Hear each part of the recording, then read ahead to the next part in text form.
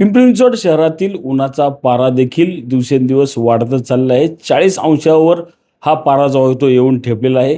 याच पाऱ्याच्या अनुषंगाने पिंपरी चिंचवड महानगरपालिकेच्या आरोग्य विभागाने एक आव्हान जे आहे ते या ठिकाणी केलेलं आहे. याच संदर्भात बोलण्यासाठी आपल्यासोबत डॉक्टर गोफणे आहेत.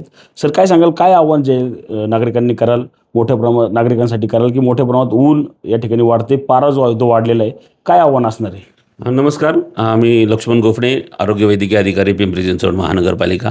आपण जसं म्हटलात तसं बरोबर आहे. सध्या उन्हाचं तापमानाचं प्रमाण वाढत चाललेलं आहे.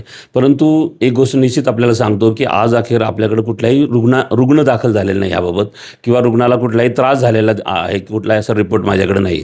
तर परंतु हे माझं आपल्या सर्व नागरिकांना असं आव्हान आहे की शहरामध्ये तापमानाचं प्रमाण वाढत असल्यामुळं गरज पडलीच तरच 12 ते 3 ह्या वेळेमध्ये घराच्या बाहेर पडावं. पडताना आपल्याबरोबर पाणी किंवा थंड काहीतरी असणं अपेक्षित आहे. डोक्याला टोपी घालणं गरजेचं आहे. उन्हापासून आपलं संरक्षण करणं गरजेचं आहे. ह्यापुढं जर का तापमानाचा काही लक्षणं, म्हणजे तापमानामुळे त्रास होणारी काही लक्षणं आढळली, त्याच्यामध्ये सर्वात महत्त्वाचं म्हणजे घाम खूप येतो, त्याच्यानंतर अचानक भुरळ यायला लागती किंवा चक्कर यायला लागती किंवा ह्याच्यापेक्षाही काही स्ट्रोक्स जाणवायला लागला, तर महानगरपालिकेच्या यशवंतराव चव्हाण रुग्णालय, थेरगाव रुग्णालय, आकुर्डी, भोसरी, तालेरा ह्या सर्व रुग्णालयामध्ये आपल्याकडची सेवा उपलब्ध आहे. या ठिकाणी त्वरित आपण जावं किंवा ज्या ठिकाणी आपल्याला त्रास होतोय त्याच्या नजीकच्या कुठल्याही रुग्णालयामध्ये इमिजिएटली जावं, जेणेकरून स्वतःचे संरक्षण होईल.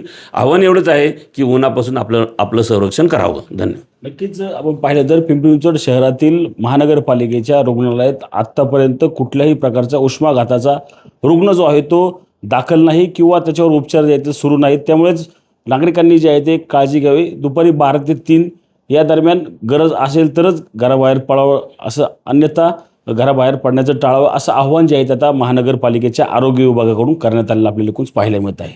रणजित जाधव, TV9 मराठी, पिंपरी चिंचवड.